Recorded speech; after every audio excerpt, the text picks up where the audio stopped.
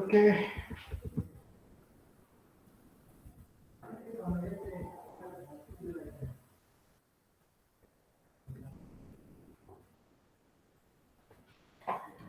So next पढ़ना है हमें टॉपिक।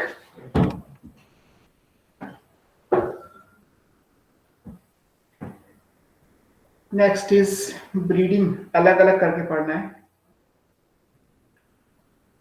चार हमारे पास क्लॉजेज हैं या 4 पैरामीटर्स हैं, उनके लिए ब्रीडिंग कैसे की गई, डेटाबेस है सारा कुछ। अब आपको सिर्फ याद करने वाला काम करना है। Just 1 minute.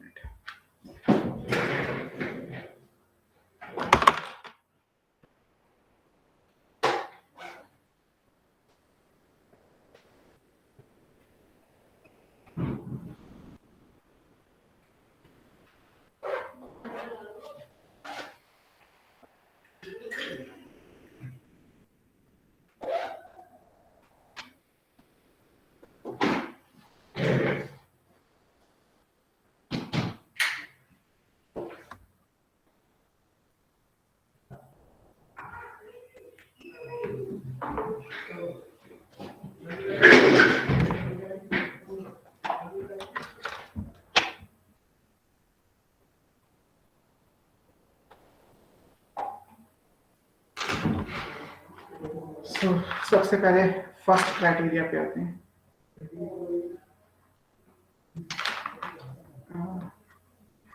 ABCD कर लेते हैं। पहले पढ़ना है आपको plant breeding for increase yield. Yield का मतलब क्वांटिटी, ये क्वांटिटेटिव कैरेक्टर है। सबसे ज्यादा ब्रीडिंग इसी काम के लिए होती है, साइंटिस्ट के पॉइंट ऑफ व्यू से भी और बाकी चीजें भी, कि किसी भी तरीके से बस प्रोडक्टिविटी बढ़ जाए, वजन बढ़ जाए, है ना। 1 क्विंटल की जगह 1.5 क्विंटल हो जाए, 100 किलो की जगह 150 किलो हो जाए, बस। तो ये इंक्रीज यील्ड कहलाती है। ये सबसे पहला क्राइटेरिया था जो इंडिया में ब्रीडिंग में स्टार्ट हुआ at the time of green revolution के। इस पैराग्राफ को एनसीईआरटी ने ग्रीन रेवोल्यूशन के नाम से दिया हुआ है। जो आपको ग्रीन रेवोल्यूशन इन इंडिया करके पैराग्राफ दिया है, वो इसी चीज को शो करता है। तो अगर आप कहते प्लांट ब्रीडिंग फॉर इम्प्रूव्ड या इंक्रीज यील्ड के लिए, अब यहीं से वो बात थी कि इंडिया एक एग्रीकल्चर कंट्री है, और जैसे कुछ डेटाबेस चीजें हैं कि एग्रीकल्चर की अगर हम बात करें तो एग्रीकल्चर इंडिया में 33%, मतलब 1/3, 33% जो इंडिया की जीडीपी है उसको कंट्रीब्यूट करती है। मतलब इंडिया की जो टोटल ग्रोथ है, एनुअल ग्रोथ, उसका 1/3 हिस्सा केवल और केवल एग्रीकल्चर से आता है। और इस 1/3 हिस्सा के लिए जो पॉपुलेशन रिस्पॉन्सिबल है, that is around 62% of population. मतलब 2/3 पॉपुलेशन हमारी खेती करती है इंडिया में, और उससे 1/3 इंडिया की जीडीपी गवर्नड होती है ना। 67 होता तो 2/3 हो ही जाती। तो ये डेटाबेस है। अब इसके बाद भी कि मतलब 62% लोग केवल खेती करते हैं और अच्छा खासा एग्रीकल्चर का कंट्रीब्यूशन इंडिया की ग्रोथ में है, फिर भी इंडिया में एग्रीकल्चर की डिमांड या जो सप्लाई है वो धीरे धीरे कम होती जा रही है। उसका रीजन सिंपल है कि एग्रीकल्चर की जो जगह थी उसको लोग कॉलोनाइजेशन, इंडस्ट्रियलाइजेशन, इन सब में यूज करते जा रहे हैं, और दूसरी तरफ पॉपुलेशन भी डे बाय डे बढ़ती जा रही है। तो बढ़ती हुई पॉपुलेशन की घटती हुई डिमांड को पूरा करने के लिए ये ग्रीन रेवोल्यूशन वाला फेज इंडिया में प्लान किया गया। अब किसने प्लान किया, तो ये डेटा बुक में है नहीं, वैसे सब पता है जीएस में। ये प्रोफेसर एमएस स्वामीनाथन है, स्वामीनाथन, जो father of green revolution in India कहलाती, he is called father of green revolution in India. तो इन्होंने जो है वो इनके एफर्ट्स की वजह से इंडिया में ग्रीन रिवॉल्यूशन आया कब था? ग्रीन रिवॉल्यूशन का जो फेज था वो था 1965 से लेके 1975 तक अप्रोक्सीमेटली। तो ये वो टाइम था जहां पे ग्रीन रिवॉल्यूशन इंडिया में आया। और इसके लिए क्या हुआ, इसके लिए ग्रीन रिवॉल्यूशन में हुआ क्या, यहाँ पे semi dwarf and dwarf variety ली गई, डॉर्फ वैरायटीज डेवलप की गई। सेमी डॉर्फ एंड डॉर्फ का पर्पस क्या है कि जैसे मान लीजिए कोई गेहूं करता है, आपने कभी देखा हो किसी को करते हुए, जब गेहूं का प्लांट लगाया जाता है तो नीचे का प्लांट जो है स्ट्रॉ कंटेंट में जाता है, ऊपर से गेहूं की बाली काट के आपको गेहूं दे दिए जाते हैं। तो अब जो बड़े बड़े फार्म हाउस में खेती करते हैं उनके लिए इतने सारे भूसे का क्या करना, वो तो स्ट्रॉ कंटेंट को यूज ही नहीं करते, तो वो यूजुअली क्या करते हैं, खेत में आग लगा देते हैं, जला देते हैं। जैसे दिल्ली में आपने सुना होगा कि पराली जला दी जाती। पराली क्या है, वो चावल के नीचे का हिस्सा है, धान के पौधे के नीचे का हिस्सा है। ऐसे गेहूं के पौधे के नीचे का जो हिस्सा होता है वो स्ट्रॉ कंटेंट कहलाता है, वो कैटल फीड की फॉर्म में यूज किया जाता है। लेकिन जिन लोगों को कैटल फीड से मतलब नहीं है उनके लिए तो ये इंपॉर्टेंट है कि प्लांट की हाइट अगर छोटी कर दी जाए तो प्लांट की हाइट छोटी हो जाएगी, तो स्ट्रॉ कंटेंट कम हो जाएगा। वेजिटेटिव फेज छोटा कर दोगे तो रिप्रोडक्टिव फेज टाइम से पहले आ जाएगी। अगर टाइम से पहले रिप्रोडक्टिव फेज आ जाएगी तो एक साल में 2 क्रॉप की जगह 3 क्रॉप पॉसिबल है। जो काम 6 महीने का है अगर वो 4 महीने में निपट जाएगा तो इसका मतलब आपको हर तरीके से फायदा ही है। हो सकता है आप तीसरी क्रॉप ना लगाएं तो 4 महीने बैठ के रेस्ट करो, और अगर तीसरी क्रॉप लगा रहे हो तो आपको एक एडिशनल क्रॉप लगाने से एक एडिशनल फायदा हो गया। तो ग्रीन रेवोल्यूशन के लिए जो डेवलपमेंट किया स्वामीनाथन ने वो ये किया कि उन्होंने सेमी डॉर्फ और डॉर्फ वैरायटीज बनाई। किस किस की बनाई? गेहूं की बनी है, चावल की है, मक्का, ज्वार, बाजरा, रागी, सबकी बनाई है। जितने भी ग्रेन्स थे, जितने भी अनाज थे, उनकी semi dwarf and dwarf variety बनाई, जिनकी वजह से अर्ली 60s के टाइम पे, 1960 से 70s के टाइम पे इंडिया में ग्रीन रेवोल्यूशन आया। अब ये मिड 1960s की बात है, मतलब मिड 1960 मतलब 1965 मैंने इसीलिए लिख दिया। इसी फेज को आप ग्रीन रेवोल्यूशन इंडिया में बोलते हैं। अब अगर इस पर एक डेटा, एक एग्जांपल के तौर पे देखा जाए तो 1960 से 2000 तक, मतलब 40 सालों में अगर आप देखें तो 40 सालों में 11 मिलियन टन से 75 मिलियन टन तो वीट का प्रोडक्शन हो गया। अगर 77 होता तो 7 गुना ज्यादा, जैसे शुरू में मैंने बोला। और इसी तरीके से अगर देखेंगे तो 35 मिलियन टन से 89.5 मिलियन टन ये राइस का प्रोडक्शन हो गया। लगभग 35-70, मतलब ये लगभग 2.5 गुना आएगा। तो केवल इस वजह से कि हमने वीट और राइस की डॉर्फ और सेमी डॉर्फ वैरायटी डेवलप कर ली, तो because of development of these variety हमने वीट और राइस का प्रोडक्शन सेवरल फोल्ड इंक्रीज कर लिया। 40 सालों में अगर आपको 7 गुना या 2.5 गुना प्रोडक्टिविटी मिल रही है तो ये बहुत बड़ी बात है। इसीलिए इसको ग्रीन रेवोल्यूशन का नाम दिया गया है ना। प्लांट से रिलेटेड है तो ग्रीन रेवोल्यूशन, बाकी जूलॉजी में कहीं आपने ब्लू रेवोल्यूशन पढ़ा होगा फिशेस के लिए, और व्हाइट रेवोल्यूशन पढ़ा होगा मिल्क प्रोडक्शन के लिए, कैटल फार्मिंग। अब कौन कौन सी वैरायटी है, क्या क्या नाम है, ये काम कैसे किया गया, इसी पैराग्राफ में फर्स्ट हेडिंग चलती रहेगी हमारी, इसी में हम अलग अलग करके देख लेते हैं। तो सबसे पहले बात करते हैं वीट की। वीट में हमें क्या लेना है? वीट में डॉर्फ वीट लेना है आपको, है ना। ये कौन सा वीट है? ये डॉर्फ वीट है, जिसकी हाइट कम होगी। हाइट कम होने से केवल वेजिटेटिव फेज छोटी हुई, रिप्रोडक्टिव फेज पे कोई असर नहीं हुआ। जो गेहूं की बाली यानी स्पाइक बनने वाली है वो वैसे ही बनेगी, बट वेजिटेटिव फेज छोटा करने से आपने 2 फायदे हो गए। एक तो स्टॉक कंटेंट को मैनेज करने का हेडेक नहीं है, और दूसरा क्रॉप जल्दी मैच्योर हो जाएगी।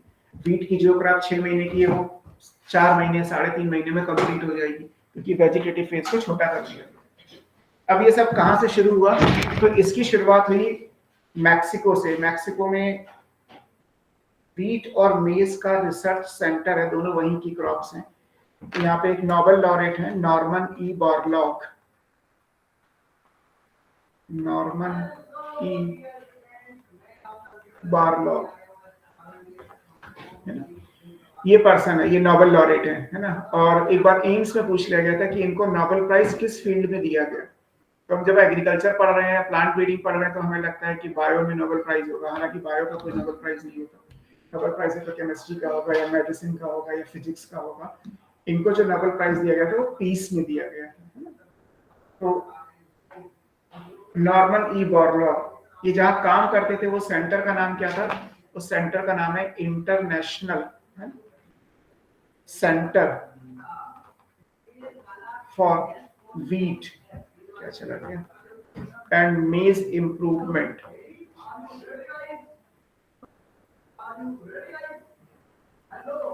इन मैक्सिको, क्योंकि ये मैक्सिको के ही ओरिजिन के प्लांट है ना। व्हीट और मेज क्या है, मैक्सिकन ओरिजिन के प्लांट है। तो मैक्सिको में इनके इंप्रूवमेंट के लिए एक सेंटर बना हुआ है, international centre for wheat and मेज इंप्रूवमेंट, जहां पे नॉर्मन ई बॉरलॉग ने क्या किया, डॉफ वैरायटी डेवलप की। 3 बार हाइब्रिडाइजेशन किया था,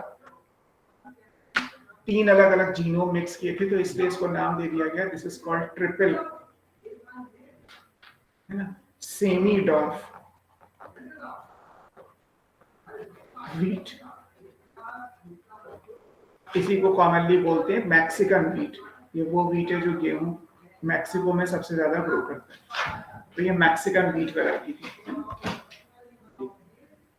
अब इस मैक्सिकन व्हीट को ही कभी इंडिया में वापस लाया गया, मतलब मैक्सिको का था, मैक्सिको का पेटेंटेड था 1965 के टाइम पे। इसकी जो नॉलेज थी, इसको जो बनाने का तरीका था, वो नॉर्मन ई बॉरलॉग ने एमएस स्वामीनाथन को दिया था। वो आईआरआई के डायरेक्टर हुआ करते थे।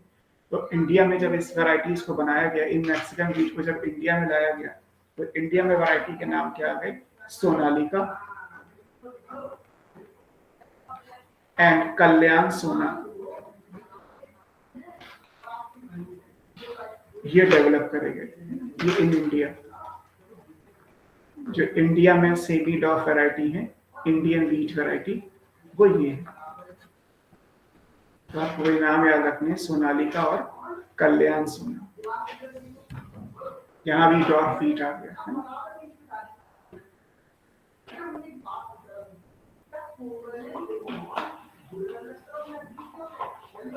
अभी तक आपने सब जगह व्हीट पढ़ लिया। सबसे पहले आपने पढ़ा था इनब्रीड या प्योर लाइन सिलेक्शन में, है ना। प्योर लाइन सिलेक्शन में आपने यही नाम लिखा था, कल्याण सोना, अगर आपको याद हो तो।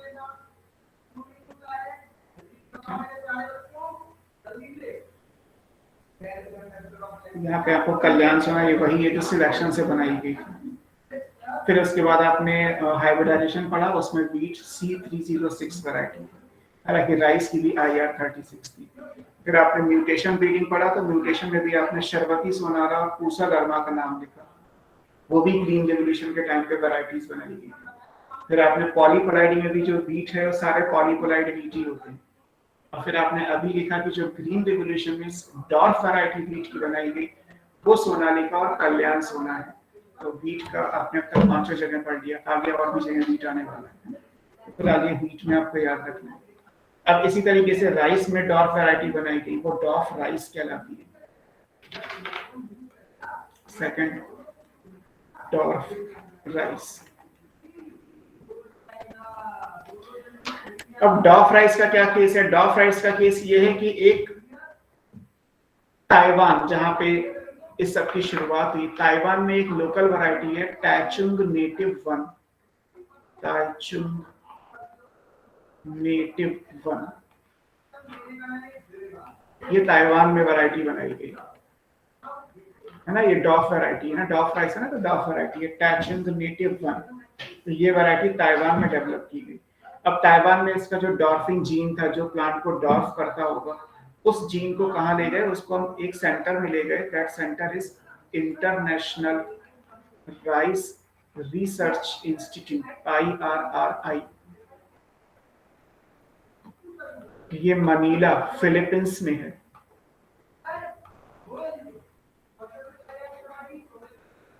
जैसे मैक्सिको में व्हीट और मेज का सेंटर है, वैसे फिलीपींस मनीला में IRRI है, जहाँ पे राइस का जीनोम रखा गया है। तो जो ताइवान से डॉर्फिंग राइस का जीनोम मिला था, जिससे ताइवान में टैचुंग नेटिव वन बनाई थी, उस जीनोम को IRRI मनीला फिलीपींस ले जाया गया और वहां पे 2 वैरायटी बनाई गई। उन वैरायटी का नाम था IR8 एंड IR24। ये वैरायटी बनाई है, किसने बनाई है? बाई IRRI फिलीपींस, जो ऊपर आपने लिखा है ना, ये सेमी वैरायटी। जब इन वैरायटी को इंडिया में लाए गए तो इंडिया के अंदर इन वैरायटी का नाम चेंज किया गया। इनके नाम रखे गए जया और रत्ना। तो इंडिया में इनका नाम क्या हो गया? जया और रत्ना हो गया है। और ये भी high yielding dwarf variety of rice है, जो इंडिया की बेल्ट में ग्रो करती है। डिस्कवरी डॉर्फ करने का जो जीन था, जो डॉर्फिन जीन है, उसका नाम यहाँ पे नहीं दे रखा, वो ताइवान में डिस्कवर हुआ था।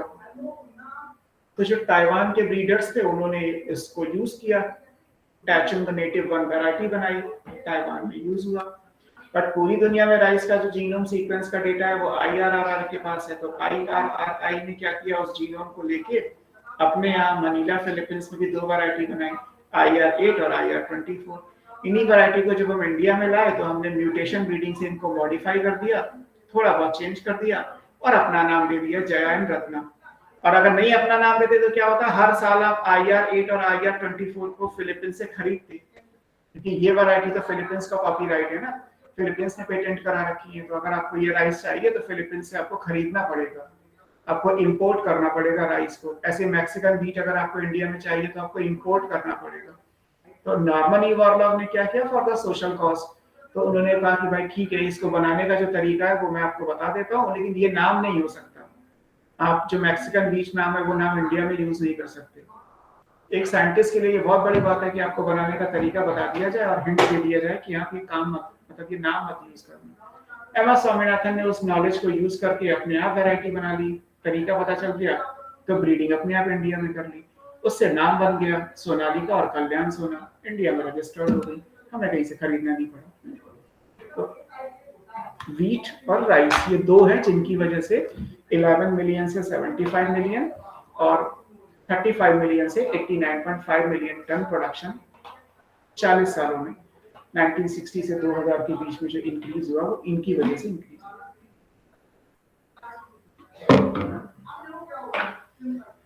अब थर्ड सी जो नाम दे रखा है वो शुगर केन है, और शुगर केन इंडियन ओरिजिन का ही प्लांट है। तो इसलिए शुगर केन में कुछ भी बाहर से नहीं लाना पड़ा। व्हीट हमने मैक्सिको से लिया, राइस हमने मनीला फिलीपींस से लिया, शुगर केन के लिए हमें कहीं बाहर नहीं जाना पड़ा, हमारे यहाँ अपना ही होता है। शुगर केन 2 तरीके से है। शुगर केन में है क्या, मान लीजिए हमारे पास एक नॉर्थ इंडिया का शुगर केन है ना, and that is Saccharum, SACCHARUM, Saccharum barberi, ये स्पीशीज है, ये नॉर्थ इंडिया का केन है, ये नॉर्थ इंडिया में ग्रो करता है। ऐसे ही एक दूसरा है सैकेरम ऑफिसिनेरम, ऑफिसिनेरम, ये दूसरी वैरायटी है, ये साउथ इंडिया में ग्रो करता है। अब इन दोनों में खास बात क्या है कि साउथ इंडिया में जो ग्रो करता है इसका स्टेम बहुत मोटा होता है, ये बहुत मोटा गन्ना है, थिक स्टेम है। थिक स्टेम होगा तो शुगर कंटेंट ज्यादा होगा, भाई जूस ज्यादा है तो चीनी भी ज्यादा बनेगी इससे, इसमें हाई शुगर कंटेंट है।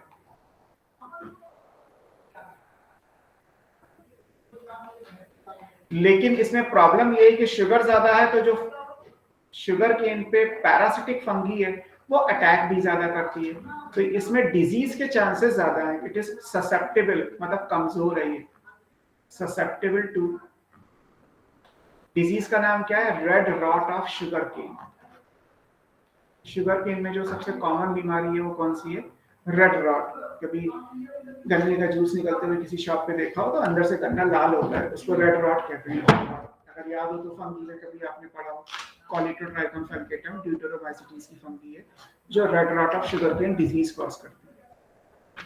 इसके कंट्रास्ट में जो ये नॉर्थ इंडिया वाला है, इसका स्टेम पतला है, इसमें थिन स्टेम है।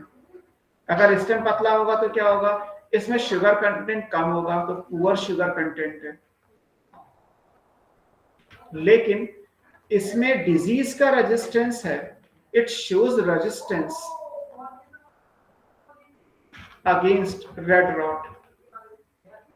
इसमें डिजीज नहीं लगती।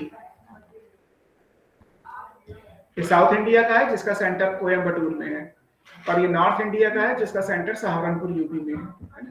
तो इन दोनों में ये प्रॉब्लम है कि एक स्पीशीज के अंदर शुगर कम है तो रेजिस्टेंस है, दूसरे में शुगर ज्यादा है तो रेजिस्टेंस नहीं है। तो हमने क्या किया, हमने इन दोनों के बीच में क्रॉस करा के यहाँ से हमने हाइब्रिड वैरायटीज बना दी, हमने यहाँ से हाइब्रिड केन बना दिए। और जब आप हाइब्रिड केन्स बनाओगे तो इसमें क्या होगा, दोनों के कैरेक्टर आ गए। अब इसके अंदर कैरेक्टर थिक हो गया, स्टेम, शुगर कंटेंट ज्यादा हो गया, हाई शुगर, और इसके साथ साथ रेजिस्टेंस भी आ गया।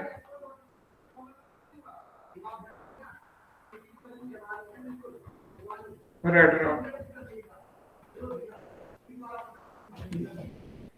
इसको डॉर्फ मत लिख दीजिएगा, शुगर केन को डॉर्फ कर देंगे कि सर टॉपिक तो डॉर्फ चल रहा है, शुगर केन को डॉर्फ कर दोगे तो वैसे ही यील्ड कम हो जाएगी। शुगर केन तो जितना लंबा होगा उतनी ज्यादा प्रोडक्टिविटी आएगी, जितना लंबा जितना मोटा उतना ज्यादा जो है वो उसका वजन होगा, उसी हिसाब से फार्मर को उतना ज्यादा जो है वो इकोनॉमी उसकी जो है वो उतना ज्यादा पैसा मिलेगा।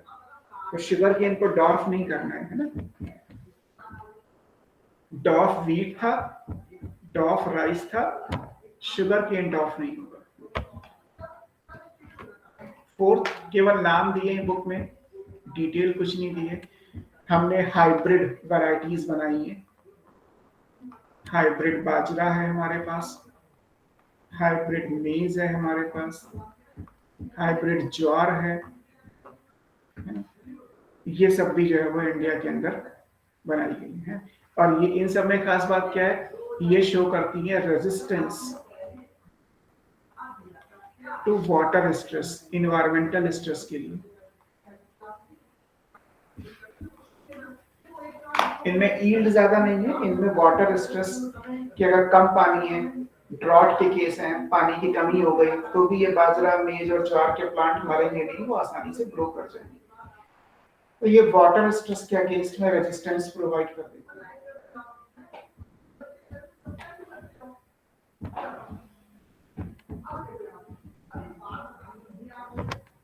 ठीक है,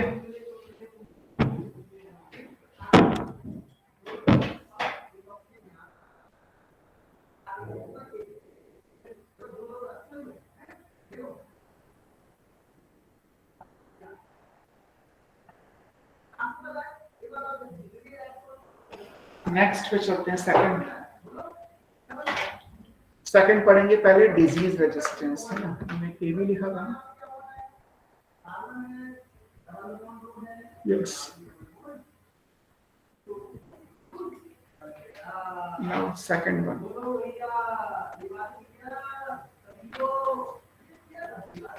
plant breeding for disease resistance.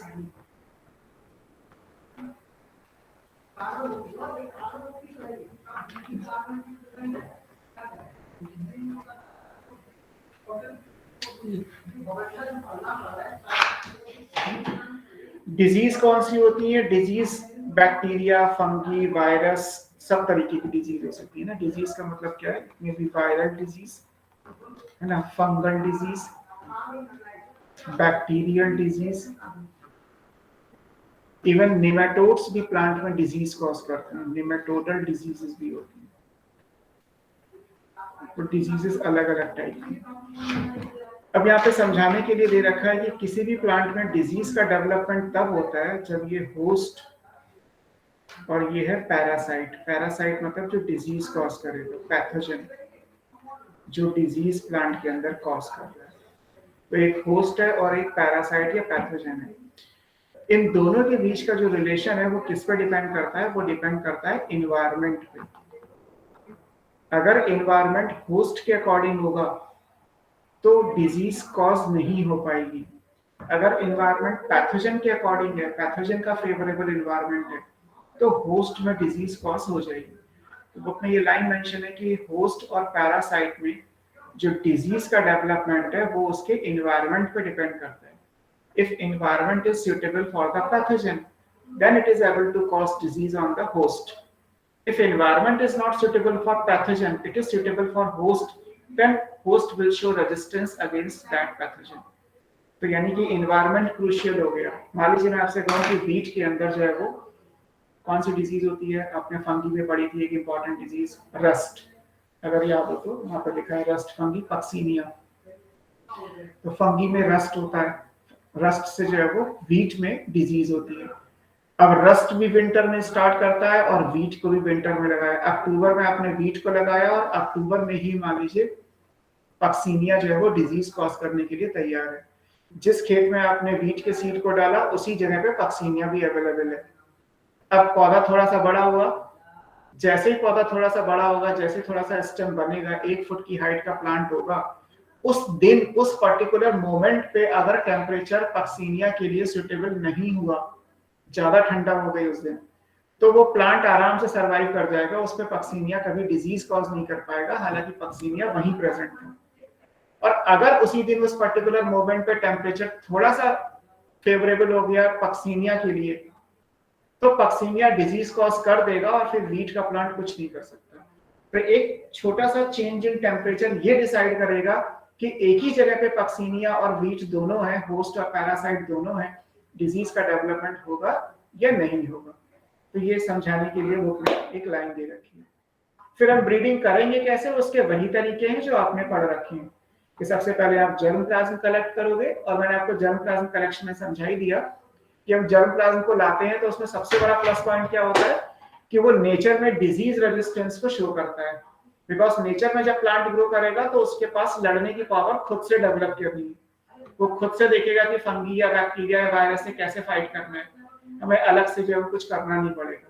तो यूजुअली जब डिजीज रेजिस्टेंस का कैरेक्टर हम ट्रांसफर करते हैं वाया हाइब्रिडाइजेशन, तो ऐसे पेरेंट को चूज करते हैं जो वाइल्ड कल्टीवार हो, और सेम अगर वाइल्ड नहीं है तो रिलेटेड कल्टीवार लाओगे, तो कुछ कर ही नहीं सकते. तो उन प्लांट को लाके आप दो के बीच में क्रॉस कराओगे, क्रॉस करा के जो हाइब्रिड वैरायटी आएंगी उसमें आप चेक करोगे. मान लीजिए एक प्लांट वाइल्ड कल्टीवार है, उसमें केवल डिजीज का रेजिस्टेंस है और कुछ नहीं. एक हमारा बी प्लांट है जिसके अंदर सारे कैरेक्टर वो हैं जो हमें चाहिए. अब हम चाहते क्या है कि ए में से डिजीज के रेजिस्टेंस का कैरेक्टर भी बी में आ जाए, तो बी हमारा सेफ हो जाए. तो हम क्या करेंगे, हम ए का क्रॉस बी से कराएंगे और क्रॉस करने पे बार बार देखेंगे कि ये जो ए का कैरेक्टर है क्या वो बी में आ रहा है. जिस बी में ए का कैरेक्टर आ जाएगा वो हमारा डिजीज रेजिस्टेंस वैरायटी बन जाएगा. उसी को फिर रिलीज कर दिया जाएगा, नाम दे दिया जाएगा, पता दे दिया जाएगा, मार्केट में रिलीज कर दिया जाएगा. अब इसमें सीधे सीधे टेबल बुक में दिया है कि कौन से प्लांट की वैरायटी किस डिजीज के अगेंस्ट में है और उस वैरायटी का नाम क्या है. आप उसको सीधे सीधे याद कर सकते हो. ये क्रॉप वैसे तो बुक में मैंने बना रखा है मॉड्यूल में, वैरायटी और रेजिस्टेंस टू डिजीज. सबसे पहले वैरायटी कौन सी है, वीट हमारी क्रॉप है. अगेन यहाँ पे भी वीट आएगा. वैरायटी का नाम है हिमगिरी. तो वीट की जो हिमगिरी वैरायटी है वो किस चीज के लिए है, रस्ट के लिए. इसे बोलते हैं लीफ एंड स्ट्रिप रस्ट. ये डिजीज है, rust is caused by fungi. और दूसरी डिजीज है हिल बंट. तो इन दो डिजीज के लिए ये वैरायटी जो है वो रेजिस्टेंस है. ऐसे अनदर इज ब्रेसिका. ब्रेसिका मतलब मस्टर्ड.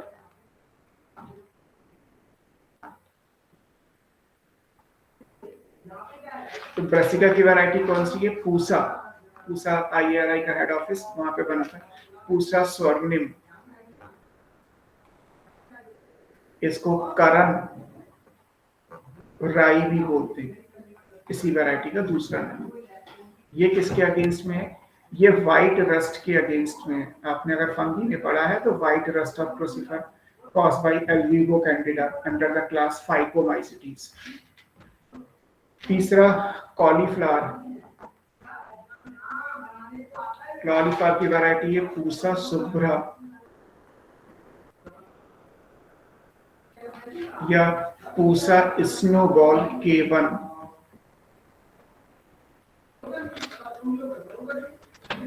ये किसके लिए है? ये ब्लैक रॉट के अगेंस्ट में है। Black rot is a bacterial disease. इसके साथ कर्ल ब्लाइट जो वायरल है,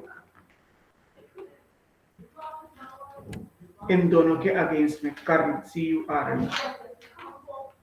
देन फिर आएगा काउपी। काउपी लोबिया को कहते हैं। काउपी की वैरायटी है पूसा कोमल, और ये वैरायटी रेजिस्टेंस है बैक्टीरियल ब्लाइट के लिए। इसमें तो नाम ही बैक्टीरिया लिखा हुआ है, खुद ही गेस कर लो। और बैक्टीरियल ब्लाइट। नेक्स्ट है चिली, ग्रीन चिली, हरी मिर्च। इसकी वैरायटी है पूसा सदाबहार।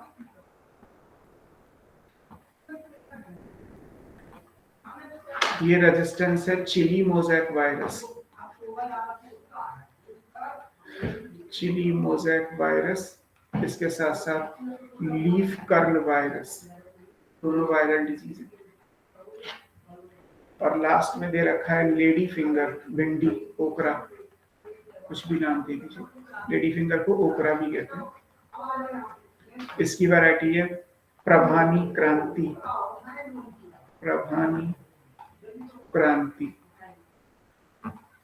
ये येलो मोज़ेक वायरस के लिए रेजिस्टेंस है।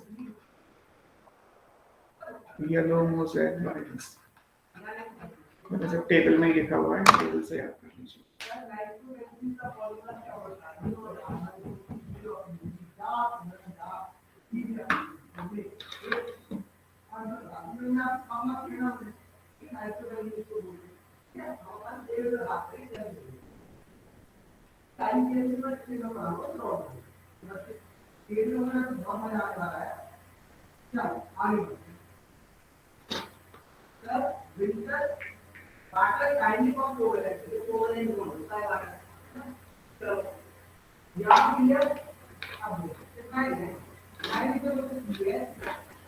ठीक है, जैसे आपको याद ही करना है, सारे क्वेश्चन ऐसे ही आते हैं। कौन सी क्रॉप की कौन सी वैरायटी किस काम के लिए जानी जाती है। थर्ड आएगा सी। ये है plant breeding for insect pest resistance.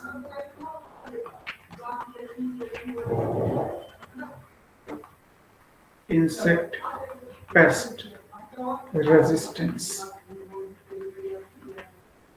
Insect pest resistance. अब इंसेक्ट और पेस्ट भी क्रॉप को बहुत ज्यादा डैमेज करते हैं, है ना। इंसेक्ट्स में जैसे कीड़े आपने बहुत सारे देखे होंगे। भिंडी को तोड़ के देखिए तो भिंडी के अंदर कीड़े होते हैं। सेम की फली को तोड़ के देखिए तो उसके अंदर कीड़े होते हैं। बैंगन के अंदर देखिए तो कीड़े आपको नजर आएंगे। अमरूद में भी आपको कीड़े नजर आएंगे। आपने सरसों का प्लांट देखा हो तो उस पर भी एफिड्स नजर आते हैं। सेम की फली का अगर आपने पौधा देखा है तो उसमें भी जहाँ फ्लावर होते हैं वहाँ पे एफिड्स जो इंसेक्ट्स हैं वो नजर आते हैं। इवन कई बार गन्ने के अंदर भी जब वो जगह होती है तो उसमें भी कीड़े बन जाते हैं। फ्रूट एंड शूट बोरर कहलाते हैं। बोर मतलब बोरिंग करके अंदर जगह बनाने वाले। तो बहुत सारे इंसेक्ट और पेस्ट ऐसे हैं जो प्लांट को नुकसान पहुंचाते हैं। अब उनको मारने का तरीका वही है कि आप इंसेक्टिसाइड पेस्टिसाइड स्प्रे करोगे। अब ऐसा करने से दो प्रॉब्लम है। एक तो ये कि आप केमिकल पेस्टिसाइड्स और इंसेक्टिसाइड यूज करोगे, वो टॉक्सिक भी होते हैं और परसिस्टेंट भी होते हैं, वो डिग्रेड नहीं होंगे। तो वो वाटर के साथ कहीं ना कहीं किसी वाटर बॉडी में जाएंगे तो पॉल्यूशन कॉज करेंगे। दूसरा, जब आप इंसेक्ट पेस्ट को स्प्रे करते हो, पेस्टिसाइड को स्प्रे करते हो, वो ब्रॉड स्पेक्ट्रम होते हैं। वो ये नहीं देखते कि किसको मारना है किसको नहीं मारना है। तो आप जिस कीड़े को मारना चाहते हो वो तो मरेगा ही मरेगा, उसके आसपास जो भी इंसेक्ट एंड पेस्ट कीड़ा मकोड़ा आएगा वो भी मर जाएगा, बिकॉज वो ब्रॉड स्पेक्ट्रम होते हैं। तो आप कहीं ना कहीं इकोसिस्टम को भी डैमेज करते हो। तो अब इस बात का सोल्यूशन कैसे निकाला गया? तो सोल्यूशन ये निकाला गया कि क्या प्लांट ब्रीडिंग से ये रेजिस्टेंस आ सकता है? क्या हाइब्रिडाइजेशन से हम कुछ ऐसा कर सकते हैं कि एक प्लांट जिसमें रेजिस्टेंस है वो कैरेक्टर आप डिजायर्ड प्लांट के अंदर ट्रांसफर कर दो तो एक नई वैरायटी बन जाए जो इंसेक्ट एंड पेस्ट रेजिस्टेंस को शो करे। ये सबसे टफ अप्रोच है प्लांट ब्रीडिंग की, बिकॉज इसमें प्रॉब्लम ये है कि जो कैरेक्टर हम ट्रांसफर करेंगे वो वाइल्ड कल्टीवार या रिलेटेड कल्टीवार में तो हो ही नहीं सकता। जैसे मान लीजिए अगर मेरी बॉडी है तो मेरी बॉडी किसी चीज के लिए रेजिस्टेंस है तो मेरे रिलेटिव के लिए भी रेजिस्टेंस ही होगी, क्योंकि हम सबका जीनोम तो एक ही एंसेस्टर लाइन से आ रहा है। अगर मैं किसी डिजीज के लिए ससेप्टेबल हूँ तो मेरे बगल में जो मेरे आसपास के लोग हैं वो भी ससेप्टेबल ही होंगे। तो इसका मतलब है कि अगर आपने मान लीजिए वीट के अंदर रेजिस्टेंस को ट्रांसफर किया या मान लीजिए मस्टर्ड में ट्रांसफर करना चाह रहे हैं, तो मस्टर्ड का वाइल्ड अगर लाओगे तो मस्टर्ड के वाइल्ड में अगर इंसेक्ट पेस्ट का रेजिस्टेंस होता तो मस्टर्ड की कल्टीवेटेड वैरायटी में भी होता। वाइल्ड में नहीं था इसीलिए तो कल्टीवेटेड में नहीं है। तो इट मींस कि जब आप कैरेक्टर ट्रांसफर करोगे तो आपको कोई दूर का ढूंढना पड़ेगा अनरिलेटेड, क्योंकि रिलेटेड कल्टीवार में तो ये है ही नहीं। अगर होता तो फिर हम ये कैरेक्टर ट्रांसफर करने की जरूरत ही नहीं पड़ती।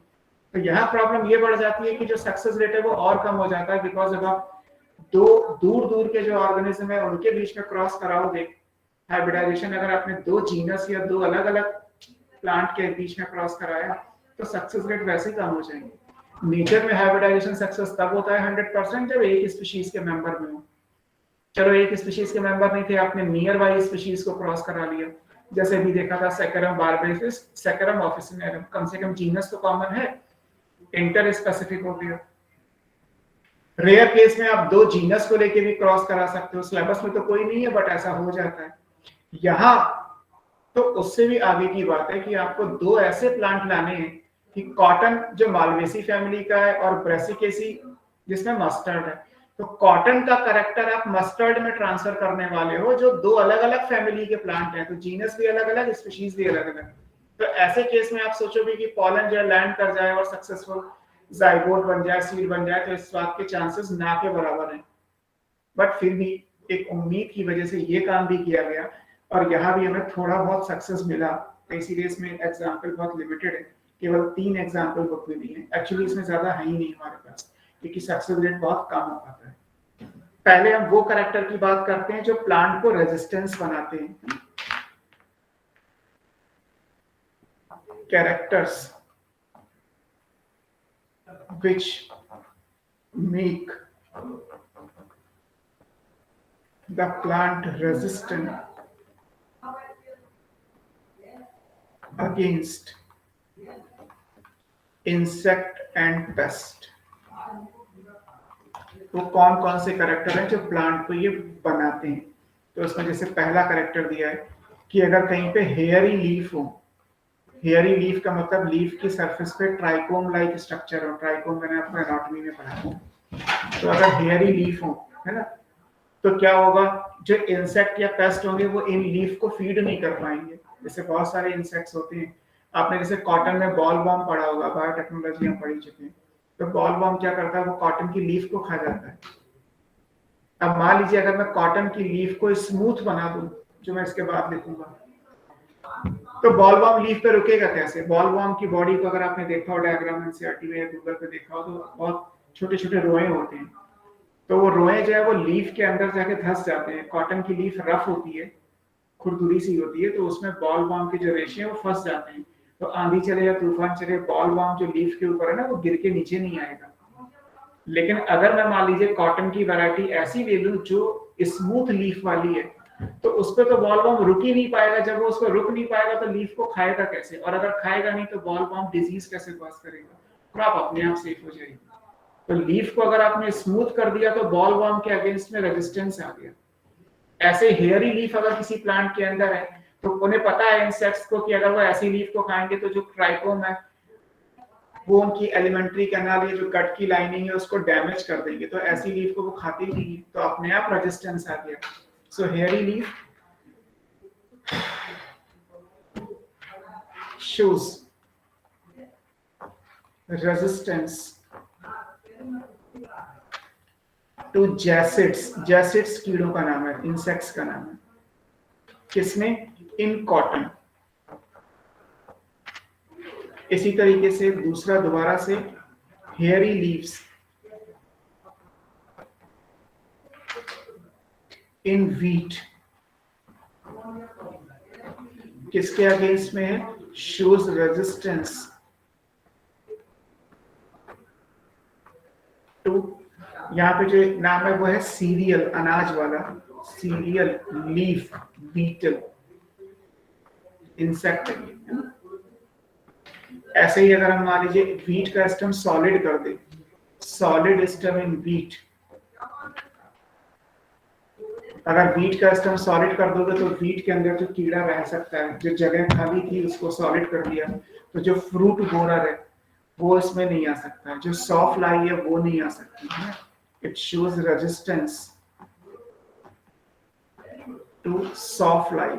सॉफ्ट लाई भी इंसेक्ट है, सीरियल लीफ बीटल है, सॉफ्ट लाई है, जैसिड्स है ये। ऐसे मैंने जो अभी बोला, स्मूथ लीफ एंड नेक्टरलेस, जिसमें फ्लावर में नेक्टर ना हो, नेक्टरलेस वैरायटी इन कॉटन।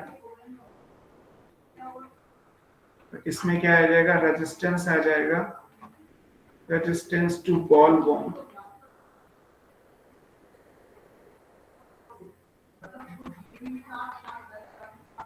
अपने इसी तरीके से अगर हाई एस्पार्टिक एसिड है तो एसिडिक एनवायरनमेंट हो जाएगा। Aspartic acid is amino acid, aspartic acid है ना। लो नाइट्रोजन है और लो शुगर कंटेंट है इन मेज, तो ये रेजिस्टेंस आ जाएगा to stem borer. Stem borer insects होते हैं जो स्टेम को बोर करके उसके अंदर खाली जगह बना के रहते हैं। तो stem borer, boll worm, sawfly, cereal leaf beetle, jassids, these are the few insects and pests जो वीट, कॉटन, मेज इन सब में रेजिस्टेंस शो कर रहे हैं।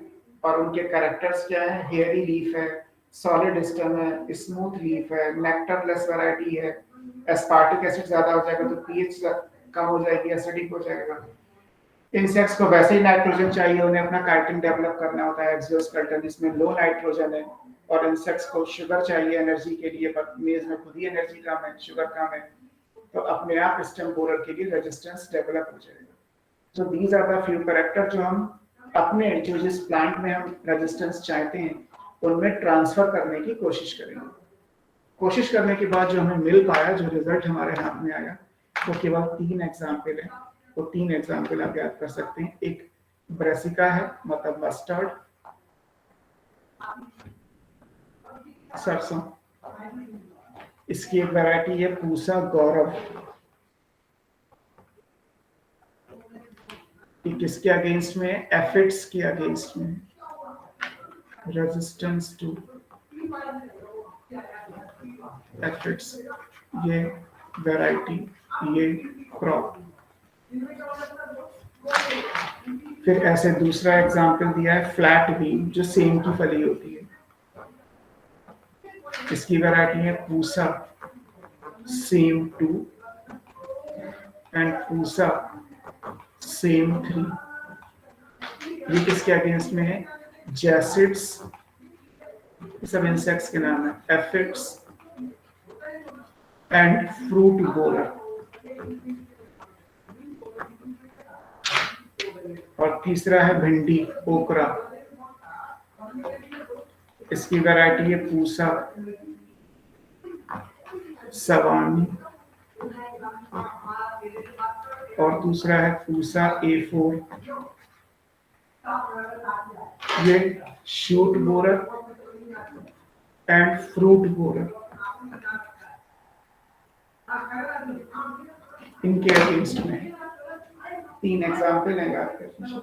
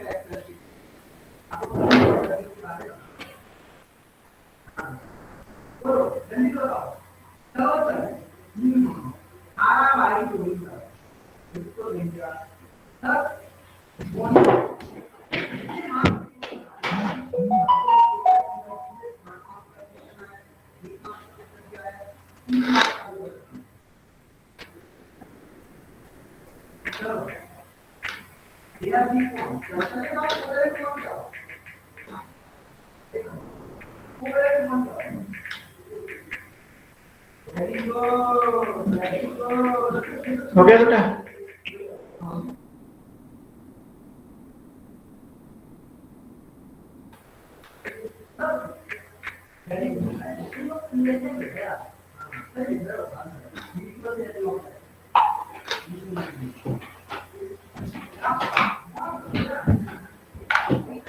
नेक्स्ट एंड लास्ट है ये प्लांट ब्रीडिंग फॉर क्वालिटी। हम क्वालिटी के हिसाब से ब्रीडिंग फॉर इम्प्रूव्ड क्वालिटी।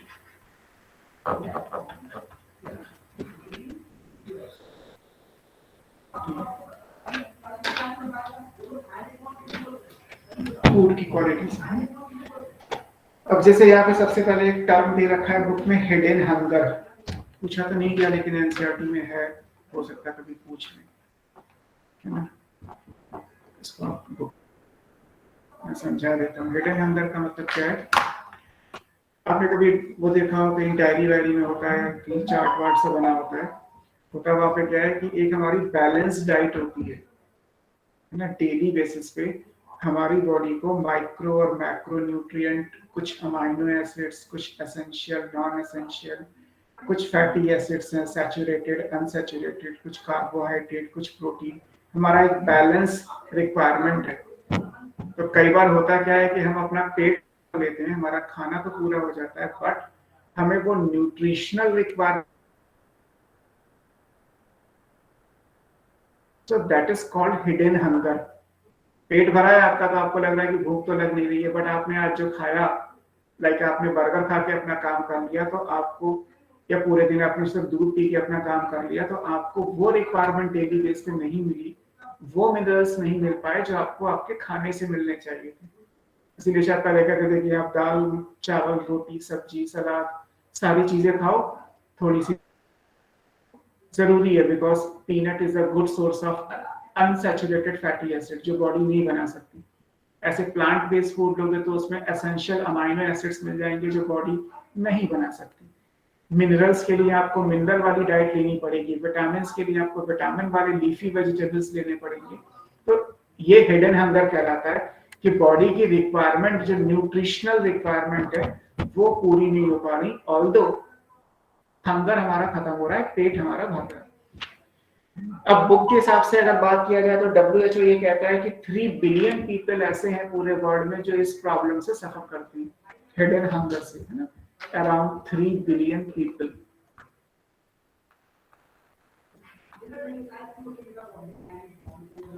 जो इस हिडन हंगर से सफर करते हैं, जिनको उनकी डेली रिक्वायरमेंट के हिसाब से नहीं मिल पाती, है ना। और यूजुअली इस हिडन हंगर में क्या क्या आ जाता है, या तो इसके अंदर आपकी विटामिन की डेफिशिएंसी हो जाती है ना, या आपके माइक्रो न्यूट्रिएंट की डेफिशिएंसी है, या प्रोटीन की डेफिशिएंसी है।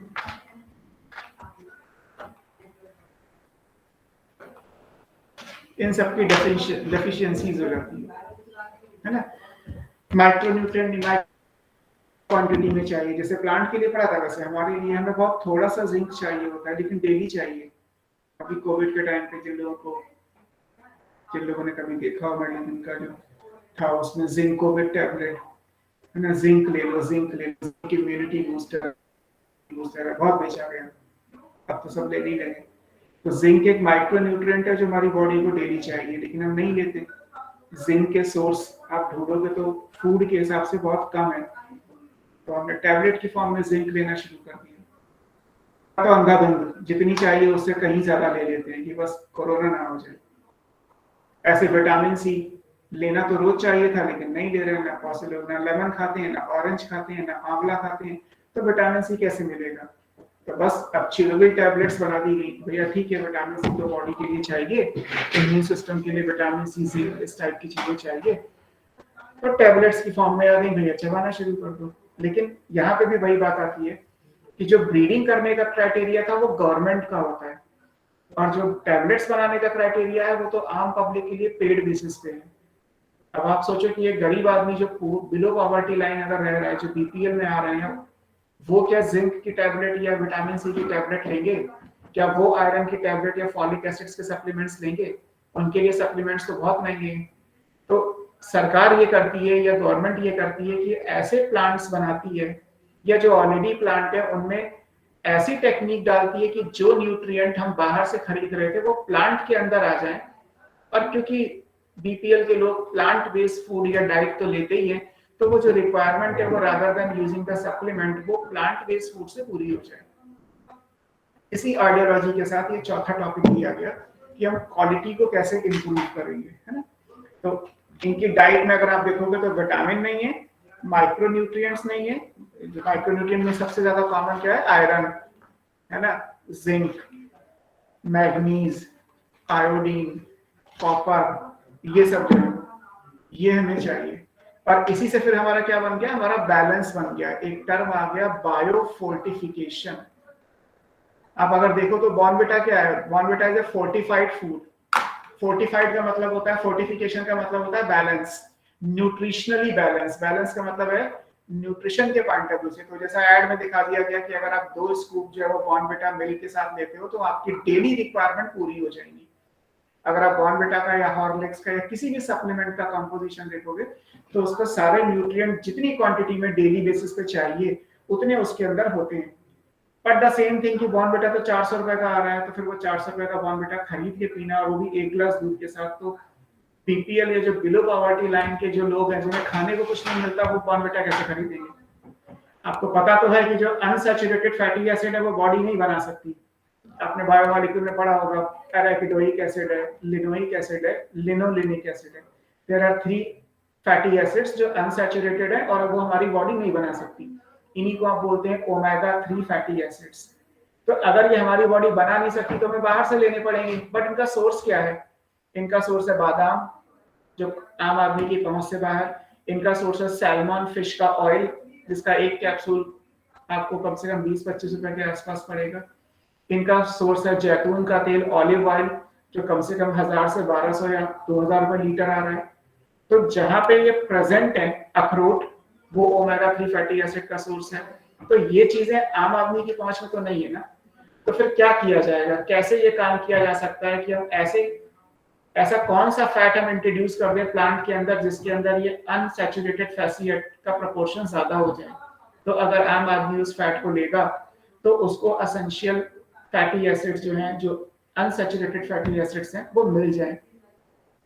अब अगर आप इस बात को आज देखोगे या कभी आप मार्केट में जाके देखो तो आप अगर सिंपल अगर रिफाइंड ऑयल का भी पैकेट लेते हो तो उसमें भी लिखा होता है विद एडेड ओमेगा 3। एक तो नेचुरली था, अब ऐड कर दिया गया। अब गवर्नमेंट की पॉलिसीज है कि ये जो फैटी एसिड्स है ये आपको ऐड करके देने ही होंगे, चाहे आप सोयाबीन का तेल बेचो, चाहे मूंगफली का तेल बेचो, चाहे सनफ्लावर का बेचो, चाहे किसी और का बेचो।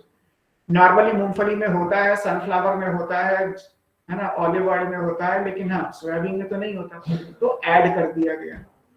इसी तरीके से विटामिन डी का भी केस है। विटामिन डी कम पड़ता जा रहा है, धूप में तो लोग खड़े नहीं होते सुबह, तो विटामिन डी सप्लीमेंट्स लोगे तो बहुत महंगे हैं, 50 रुपए का एक छोटा सैशे आता है विटामिन डी का। तो विटामिन डी की रिक्वायरमेंट कैसी होगी? तो फिर आप बैक टू द ऑयल, जो आपका कुकिंग ऑयल है उसमें आप देखो तो उस पर लिखा होता है fortified with omega 3 fatty acid and vitamin D. तो आपके तेल में ही विटामिन डी मिला दिया गया। विटामिन डी आपने पढ़ा होगा कि वो वाटर सॉल्युबल नहीं है, वो फैट सॉल्युबल है, तो फैट में विटामिन डी मिला के आपको दे दिया गया। अब आपकी बॉडी की रिक्वायरमेंट पूरी हो गई। तो ये वाला जो कॉन्सेप्ट है, अगर इस चीज को हम क्रॉप में अप्लाई करें, ये तो फोर्टिफाइड हो गया। फोर्टिफाइड मतलब आपने केमिकल प्रोसेस के थ्रू चीजों में मिला दिया। और आपको दे दिया गया। हम चाहते हैं कि ये चीजें प्लांट बेस्ड डाइट में चली जाए तो बायो फोर्टिफाइड हो जाएगा। ये ऑलरेडी नीट का क्वेश्चन है कि बायो फोर्टिफिकेशन क्या है। So this is called breeding crops with higher level of vitamin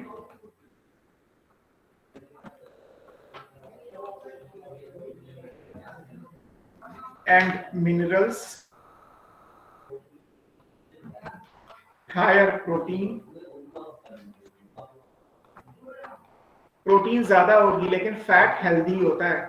healthier fat, healthier fat का मतलब है जितने फैट में अनसैचुरेशन होगा वो उतना हेल्दी होगा। जितना सैचुरेटेड फैट होगा लाइक डालडा घी है ना, वेजिटेबल ऑयल, वो उतना अनहेल्दी होगा। तो हेल्दियर फैट क्यों लिखा? क्योंकि हमें अनसैचुरेशन का लेवल बढ़ाना है। प्रोटीन हायर लिखा, प्रोटीन की क्वांटिटी 1 ग्राम की जगह 2 ग्राम हो जाएगी तो कोई दिक्कत नहीं है। 2 ग्राम प्रोटीन हो गई, आपकी बॉडी जो एसेंशियल अमाइनो एसिड्स है वो हमने यूज कर लिए, जो नॉन एसेंशियल है वो हमने मेटाबोलाइज कर दिए। लेकिन अगर आप फैट यूज करोगे तो फैट में अनसैचुरेशन अगर ऑलरेडी प्रेजेंट नहीं है तो बॉडी तो बना नहीं सकती। तो यानी बॉडी में वो अनसैचुरेटेड फैटी एसिड्स की कमी हो जाएगी, डेफिशिएंसी हो जाएगी, एंड फिर वो अगेन हेड एंड हैंगर में चला जाएगा। तो फैट को हेल्दी करना होता है, प्रोटीन की क्वांटिटी बढ़ा सकते हो, फैट की आप क्वालिटी बढ़ाओगे। प्रोटीन में क्वांटिटी क्वालिटी दोनों बढ़ेंगी। क्वांटिटी नहीं बढ़ा रहा है, फैट की केवल क्वालिटी इंप्रूव कर रहा है। फैट की क्वालिटी का मतलब है लेवल ऑफ अनसैचुरेशन। माइक्रोन्यूट्रिएंट की क्वालिटी और क्वांटिटी दोनों बढ़ा सकते हो, विटामिन की क्वालिटी एंड क्वांटिटी दोनों बढ़ा सकते हो, है ना। इस तरीके से आपको ये चीजें समझनी है ना। ये breeding crops with higher level of vitamin, minerals, higher protein and healthier fat, है ना। और किस चीज के लिए? To improve public health. ये काम गवर्नमेंट ने पब्लिक के लिए किया है, टू इम्प्रूव पब्लिक हेल्थ,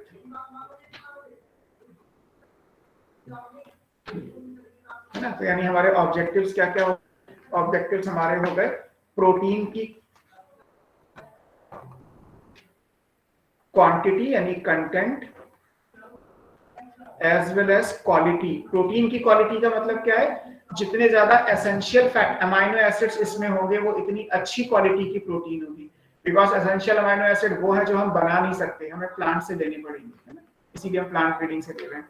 और इसी तरीके से फैट आएगा, फैट या ऑयल मान लीजिए आप, इसमें भी आप क्वालिटी और क्वांटिटी, हालांकि इसमें क्वांटिटी पे फोकस कम करते हैं, क्वालिटी पे ज्यादा फोकस करते हैं।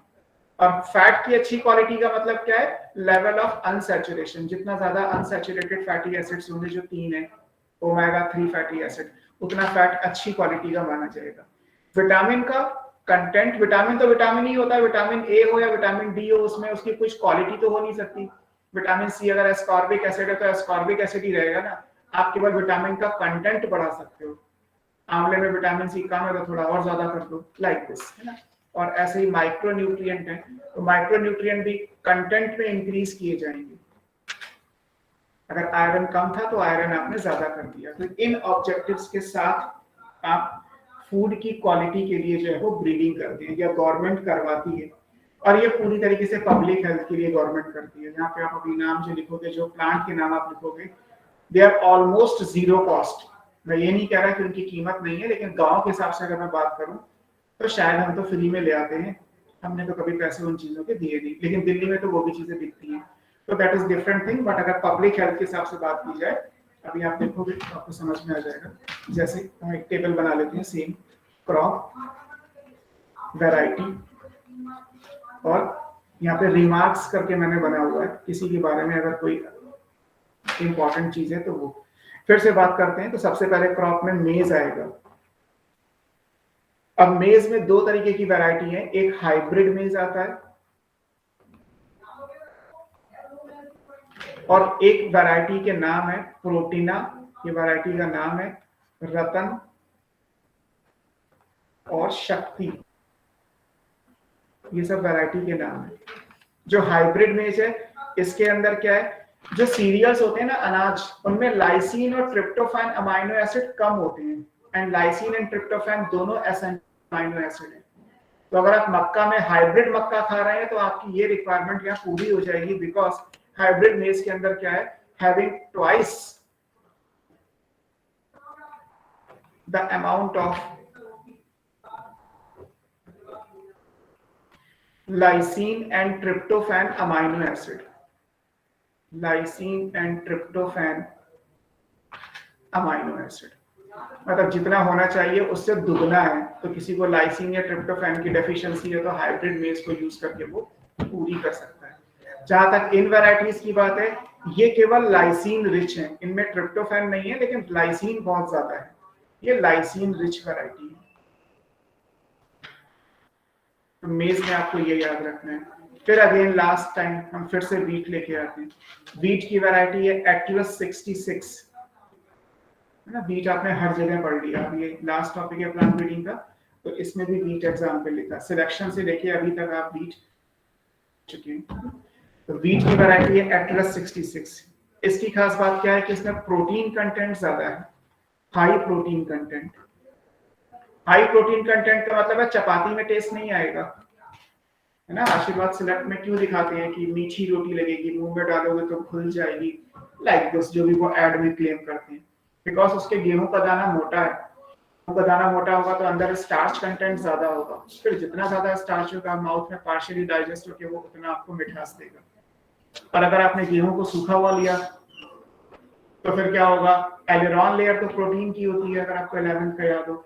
एलेरॉन लेयर तो चाहे मोटा दाना दो चाहे पतला दाना दो वो तो रहेगी रहेगी, और एलेरॉन प्रोटीन है, प्रोटीन हमारी बॉडी में स्टमक में डाइजेस्ट होगी, तो आपको रोटी में तो कोई टेस्ट नहीं आएगा। हालांकि आपको हेल्थ वाइज अगर कहा जाए तो that is good for you.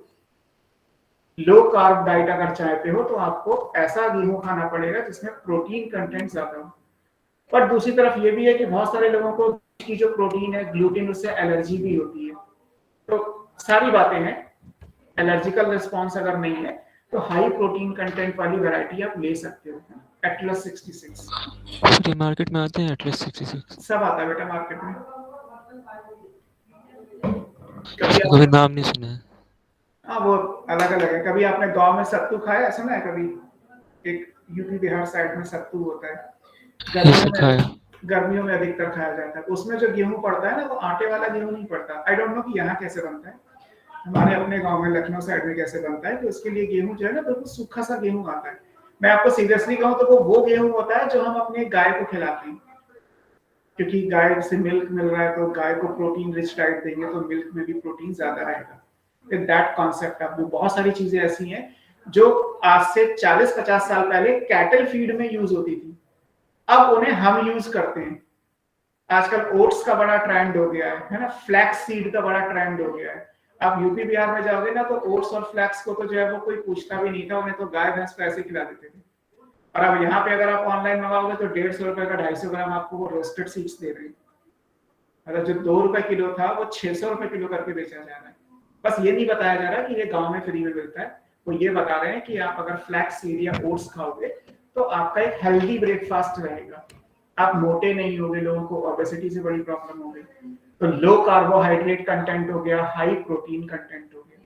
Protein हमेशा फिक्स रहता है, एलेरॉन लेयर जितनी बड़ी थी उतनी ही रहेगी, बस उसके अंदर का स्टार्च कम कर दोगे तो बीच में प्रोटीन अपने आप ज्यादा हो जाएगा। कंपैरिजन है, रेशियो बेस पे है ना, वेट बाय वॉल्यूम बेसिस पे ये बात। तो ये वीट में भी वैरायटी आती है, इनसे बस यही होता है। ऐसे जो बिस्किट बनाने का वीट होता है ना वो अलग होता है, आटे वाले गेहूं से जो है वो बिस्किट्स नहीं बनते, है ना। या आपने सूजी देखा होगा, सूजी जानते हैं, सेमोलिना, उसके पैकेट पे देखना तो उस पर लिखा होगा वर्मिसेली, जैसे मार्केट में आती है बॉम्बिनो या किसी और कंपनी की, एमटीआर, हल्दीराम सब की आती है। उसके पैकेट पे देखोगे तो लिखा होगा सेमोलिना वीट। सेमोलिना वीट को अगर कहीं इंग्लिश में अच्छी जगह लिखा होगा तो उसे कहते हैं ड्यूरम वीट। ये ब्रेड वीट नहीं है, ये durum wheat.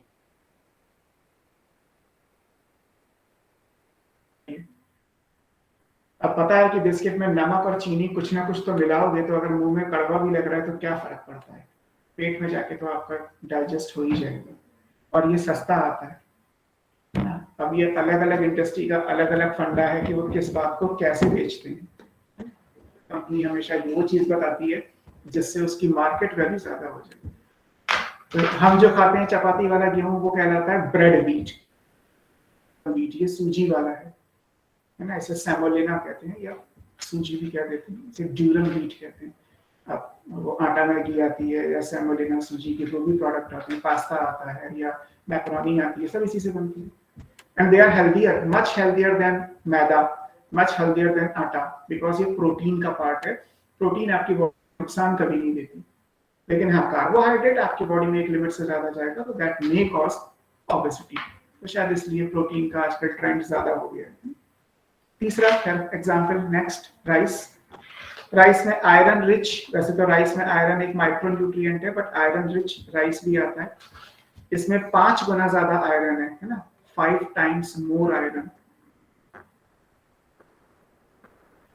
than existing variety. जो भी आयरन ये राइस की नॉर्मल वैरायटी है उनसे 5 गुना ज्यादा वैरायटी आयरन रिच राइस आता है. इसका कोई ट्रेड नाम नहीं दिया, सिर्फ बुक में यही लिखा हुआ. आगे जाएंगे तो कुछ सब्जियों के नाम बुक में दे रखे हैं, जैसे कैरेट है, पंपकिन है ना, स्पिनच है. अब इन सबको देखो आप, है ना, गाजर हमारे गांव के घर में अपने घर के अंदर हमने लगा रखा है. कद्दू की एक बेल लगा दोगे तो इतना कद्दू होगा कि पूरे साल भर आप खत्म नहीं कर सकते अकेले. पालक आप एक गमले में भी उगाना चाहो तो उग सकती है. दीज आर मतलब चीप वेजिटेबल है. इनको अगर खरीदने की बात की जाए तो ऑलमोस्ट ना के बराबर पैसे में आप इनको खरीद सकते हो.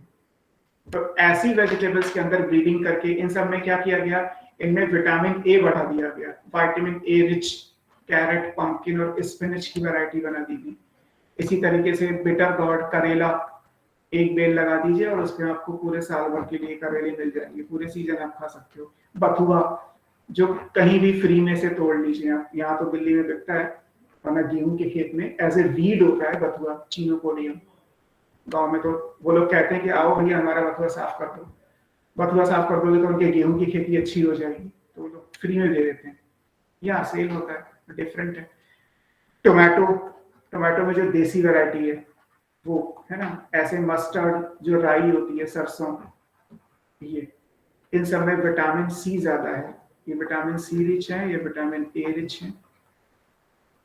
एंड देन फिर दोबारा से दिए रखा है बुक में स्पिनच एंड बथुआ, पालक और बथुआ. इनमें कैल्शियम और आयरन रिच है. और फिर एक लास्ट में दे रखा है बीन्स. जितने भी तरीके की बीन्स होती हैं, फलियां, चाहे ब्रॉड बीन हो, है ना, फ्रेंच बीन हो, ब्रॉड बीन है, फ्रेंच FRENCH फ्रेंच बीन है. एक लबलब भी आती है, लोबिया जैसी ही होती है. कितने भी कोई भी बीन हो, इन सब बीन के अंदर प्रोटीन, बीन्स पल्सेस हो गई और pulses are the good source of protein. तो ये प्रोटीन इनरिच्ड वैरायटीज है. इनकी बहुतेरी वैरायटी आती है, कोई नाम नहीं दिए गए. और ये सब किसने बनाई है, IARI new Delhi, Indian agriculture research institute new Delhi, for the social cause. In variety की कीमत बहुत ना के बराबर है. मतलब पालक के सीड का पैकेट 10 रुपए का आता है, किसी एग्रीकल्चर की शॉप से ले लो, और अगर आपने गमलों में भी बीज बो दिया तो भी पालक आ जाएगी. बस पत्तियां हैं, काटो और बना लो, फिर और पत्तियां निकल आएंगी, फिर काटो फिर बना लो, फिर और पत्तियां निकल आएंगी, फिर काटो फिर बना लो. आप कितनी बार भी ये काम करते रहेंगे. सर ये डिसाइड कैसे होता है किसी विटामिन ए रिच बनाना है, किसी विटामिन सी रिच? वो जिसमें जो है उसकी क्वांटिटी बढ़ानी है. आप कोई नया तो डाल नहीं सकते. ऐसा तो है नहीं कि विटामिन सी बनाने का कोई जीन होता हो. जीन तो प्रोटीन बनाने के लिए होता है ना, और किसी चीज को बनाने का तो कोई जीन नहीं होता. तो बाय नेचर जिसमें जो चीज है उसको आप इनरिच कर देते हैं. जैसे मान लीजिए अगर मैं कहूँ कि बथुआ है, पालक, पालक सबको पता है, पालक is a good best source of, सबसे ज्यादा आयरन पालक में होता है. अब पालक में आयरन होता है तो कहां से आया, तो वो पालक का जो सीड, जिस एनवायरनमेंट में पालक पहली बार बना होगा एवोल्यूशन में, वहां आयरन होता होगा, तो शायद पालक ने आयरन को स्टोर कर लिया. इस without going into this detail कि पालक में आयरन आया कहां से, बिकॉज वो एवोल्यूशन का पार्ट है. पहली बार जब पालक का प्लांट बना होगा तब उस टाइम पे क्या सिचुएशन रही और क्यों आयरन ज्यादा हो गया, that is different thing. But अगर हमें पता है कि आयरन इस वजह से ज्यादा है तो उस वजह को आप बढ़ा सकते हो. तो आयरन इनरिच्ड स्पिनच वैरायटी बन जाएगी. अब नॉर्मली आप इसको सोच के देखो कि प्रेग्नेंट लेडीज होती हैं तो आप जैसे ये गायनी के पास जाएंगे, किसी गायनेकोलॉजिस्ट डॉक्टर के पास जाएंगे, वो with the start of first month वो आपको आयरन और फॉलिक एसिड के सप्लीमेंट लिख देगा और बर्थ होने के 6 महीने बाद तक चलेंगे. तब ऑलमोस्ट अगर कहा जाए तो 14-15 महीने तक आपको लगातार डेली आयरन और फॉलिक एसिड मतलब मदर को लेना पड़ता है या प्रेग्नेंट वुमन को लेना पड़ता है. और अगर इसको कॉस्ट में आप लेके जाओ तो फ्री का जो है वो ऑलमोस्ट 300-400 रुपए महीने का खर्चा है। अब जब गांव में ये चीजें होती हैं तो करना, पालक को पीसा, एक गिलास जूस बनाया और पी लिया, कड़वा ही तो लगेगा। कैप्सूल आपको कड़वा नहीं लगेगा, है ना। आजकल फोर्टिफाइड फूड का ट्रेंड क्यों है? बिकॉज उसमें वो बिटरनेस हटा दी, उसको टेस्टी बना दिया गया, आपकी रिक्वायरमेंट भी पूरी हो गई और आपको यमी भी। That is the only cost. बाकी कोई भी चीज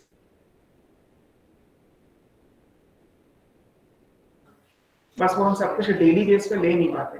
दैट इज अ फिलहाल ये प्लांट ब्रीडिंग के रिगार्डिंग जितना भी टॉपिक था वो हो गया। ब्रीडिंग में हमें जो भी कुछ पढ़ना था वो सारा हमने कर लिया। इसके बाद 2 टॉपिक बचे हैं, सिंगल सेल प्रोटीन और प्लांट टिश्यू कल्चर।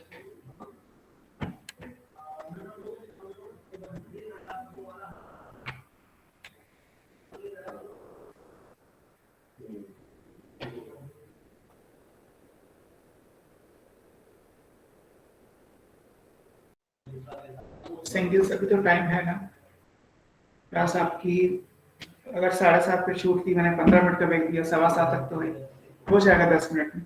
अगला टॉपिक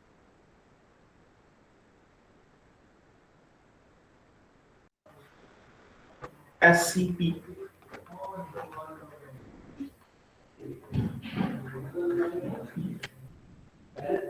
अब प्लांट ब्रीडिंग तो कर ली, जहां जहां जो सक्सेस मिल गया, नहीं मिल पाया तो क्या ढूंढा गया?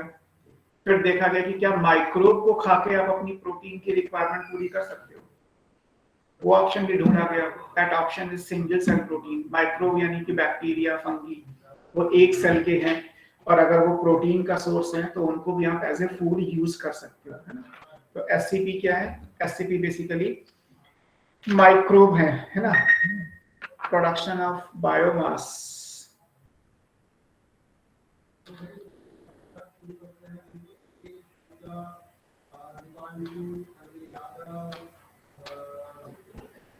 SCP क्या है?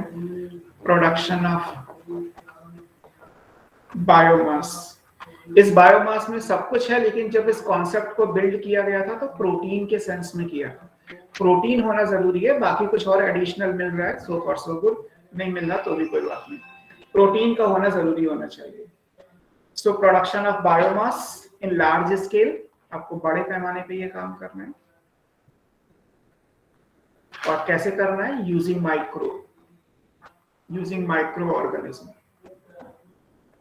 है ना। एंड जिस चीज पे माइक्रोब को ग्रो करोगे वो लो कॉस्ट का मटेरियल होना चाहिए। अब मान लीजिए आप ये कहें कि मैं बैक्टीरिया को जो है वो अगर पे ग्रो करूंगा, तो अगर ही 500 रुपए का है तो उससे जो बैक्टीरिया बनेगा वो तो खुद ही 1000 रुपए का हो जाएगा। कैप्सूल की फॉर्म में मार्केट में आएगा तो खुद ही 100 रुपए का एक कैप्सूल हो जाएगा। तो फिर बात होना हुई, आपको माइक्रोब को ऑलमोस्ट जीरो कॉस्ट का जो मटेरियल हो उस पे जितना कम इनपुट होगा उसी हिसाब से आप उतना कम आउटपुट रख पाओगे। अगर इनपुट ही ज्यादा हो जाएगा तो आउटपुट तो अपने आप महंगा हो जाएगा, आपको मार्केट में एक्चुअली बेचनी तो है।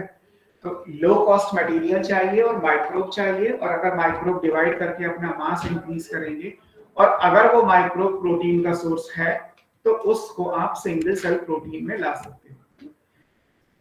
ये इसकी डेफिनेशन हो गई, ठीक। Single cell protein. अब ये लो कॉस्ट मटेरियल क्या है? ये कुछ भी ले सकते हो, शुगर केन इंडस्ट्री का वेस्ट, शुगर केन वेस्ट हो सकता है ना। Even paper and pulp industry, जहां पे लकड़ी से पेपर बनाया जाता है, पेपर एंड पल्प वेस्ट हो सकता है, ठीक है। आप म्युनिसिपल वेस्ट भी ले सकते हो, जो आपके घर का कूड़ा कचरा है वो भी एज ए वेस्ट यूज हो सकता है। अब्रॉड में अगर आप जाओगे तो ह्यूमन एक्सक्रीटा के ऊपर भी माइक्रोब को ग्रो करा के वो प्यूरिफाई करके उसे कैप्सुलेट करके बेच देते हैं, वो भी वो लोग एडिबल मानते हैं। तो कोई भी वेस्ट, पोटैटो इंडस्ट्री का वेस्ट ले लो, आलू को अगर वॉश भी किया जाएगा ना तो भी पानी में स्टार्च आ ही जाएगा। तो पोटैटो प्रोसेसिंग इंडस्ट्री से भी आप जो वेस्ट है वो ले सकते हो और उस वेस्ट मटेरियल पे आप माइक्रोब को ग्रो करा सकते हो। तो किसी भी तरीके से आप माइक्रोब को किसी भी लो कॉस्ट मटेरियल पे ग्रो कराओ, और ग्रो कराने के बाद जितना बायोमास बनेगा वो आपका इंडस्ट्रियल स्केल पे सिंगल सेल प्रोटीन कहलाएगा, है ना। तो ये आपको यहाँ पे याद रखना है, ठीक है।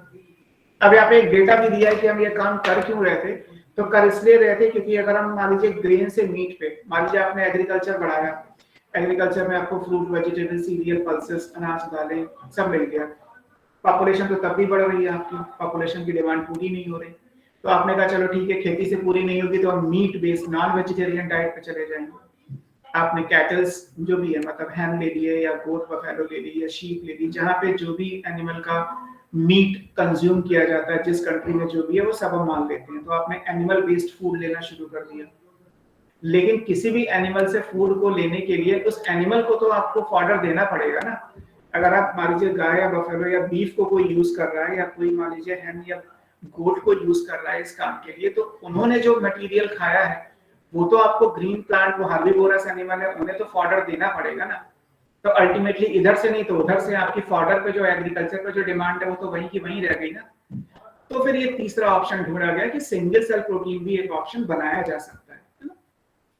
इसमें वो डेटा बुक में दिया है कि अगर आप 3 से 10 किलो ग्रेन ले लें तो उससे आपका मुश्किल से 1 केजी मीट बन सकता है।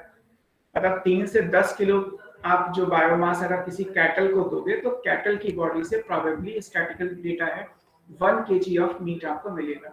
1 किलो मीट के लिए आपको कम से कम 10 केजी तक जो है वो अनाज किसी कैटल को देना पड़ेगा। तो अनाज उगाना तो बहुत मुश्किल था, एग्रीकल्चर तो खुद ही कम होती जा रही है, तो इसलिए एनिमल बेस्ड डाइट से हमारा काम नहीं चल सकता।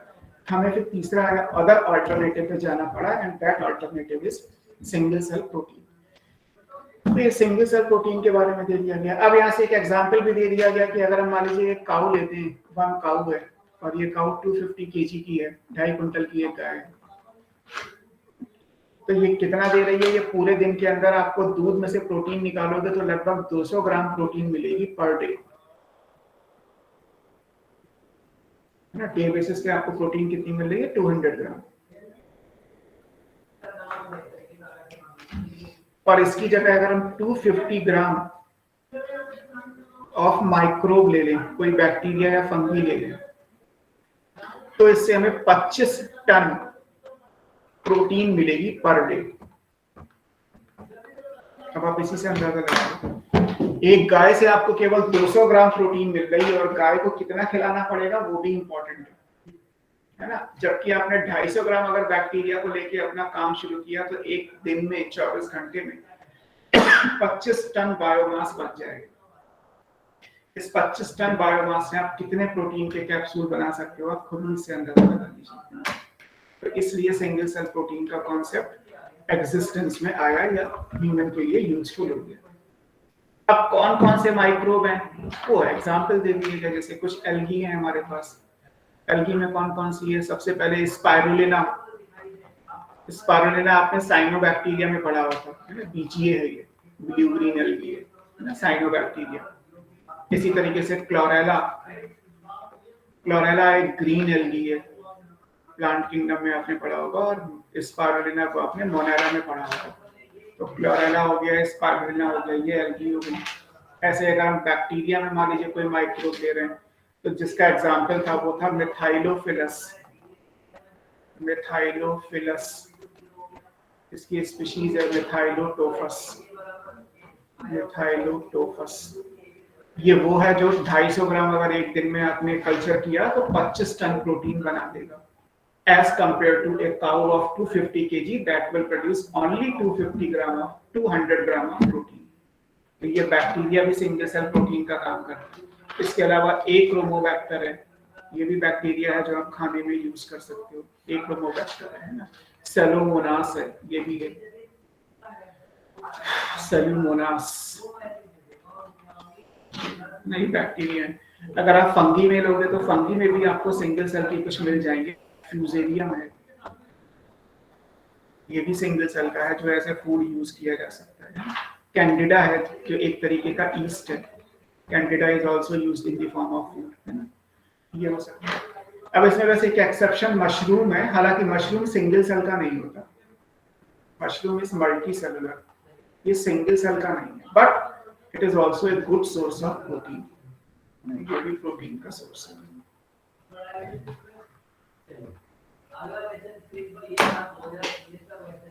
ना। ये प्रोटीन का सोर्स है, लेकिन इशू केवल यही है। हेलो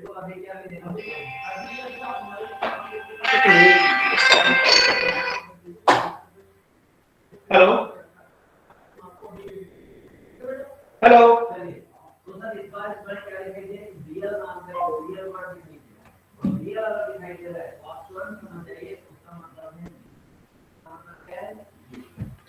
ठीक है।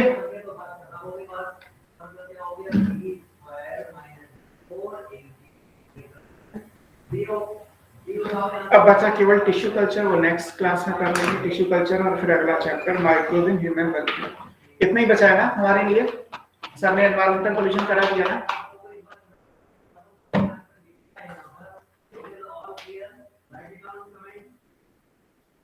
जल्दी बताओ, कोई है?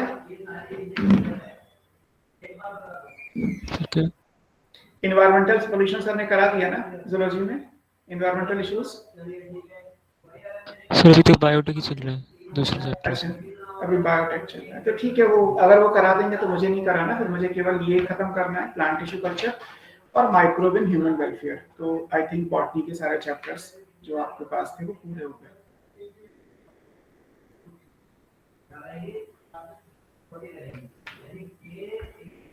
फिर ये फंगी भी यूनिसेलुलर है। हाँ, ये फंगी यूनिसेलुलर है, फ्यूजेरियम और कैंडिडा ये वो एक्सेप्शन वाली। वैसे तो आपने ईस्ट पढ़ा होगा उस क्लास में, लेकिन और भी बहुत सारे। कैंडिडा एक तरीके का ईस्ट ही होता है। ईस्ट तो एक नॉन टेक्निकल टर्म है ना, ईस्ट एक टैक्सॉन है।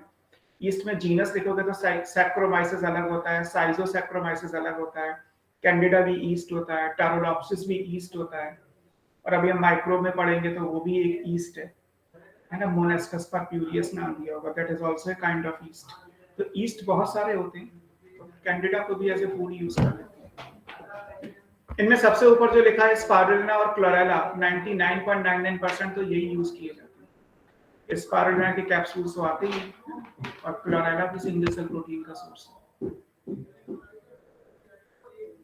इनको जब प्रोसेस किया जाता है, मतलब जब कैप्सूल बनाया जाता है, तो इसमें से केवल न्यूक्लिक एसिड हटा दिया जाता है, क्योंकि किसी भी ऑर्गेनिज्म का न्यूक्लिक एसिड हमारे किसी काम का नहीं है। अगर मान लीजिए हम प्लांट बेस्ड डाइट ले भी रहे हैं, तो आपने डाइजेशन में पढ़ा होगा कि भाई ठीक है, न्यूक्लियस एंजाइम आके न्यूक्लिक एसिड को डाइजेस्ट कर देंगे, लेकिन न्यूक्लिक एसिड से हमें क्या मिला? कुछ नहीं। अगर नहीं भी मिलता तब भी हमें था ना न्यूक्लिक एसिड बनाने की जरूरत है। लेकिन अगर माइक्रोब का कार्बोहाइड्रेट है तो हमारे काम आ जाएगा, माइक्रोब का प्रोटीन है तो हमारे काम आ जाएगा, माइक्रोब का फैट होगा तो हमारे काम आ जाएगा, माइक्रोब में विटामिन और मिनरल्स माइक्रो और मैक्रो क्वांटिटी में जो है वो हमारे काम आ जाएंगे। किसी माइक्रोब में, किसी सेल में से हमें सब कुछ हमारे यूज में आ सकता है, सिर्फ न्यूक्लिक एसिड को छोड़ के। तो जब इनका कैप्सूल बनाते हैं, मतलब जब इनकी प्रोसेसिंग करते हैं, तो उसमें से जो न्यूक्लिक एसिड है वो रिमूव कर दिया जाता है। उसके बाद इनको सुखा के कैप्सूल की फॉर्म में पैक कर दिया जाता है। आप जब भी इन्हें लोगे, आपकी बॉडी में ये चीजें डाइजेस्ट होगी और आपको आपकी रिक्वायरमेंट फुलफिल कर देंगे।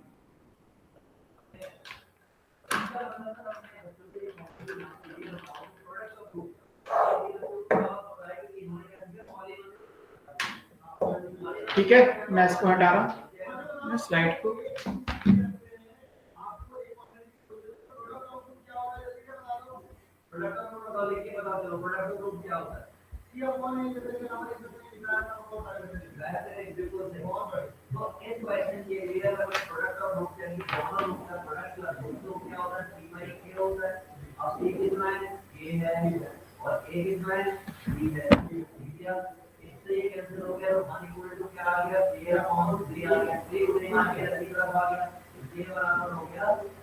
Okay, I am ending the class, leave कर रहा हूँ। किसी को कुछ पूछना तो नहीं है?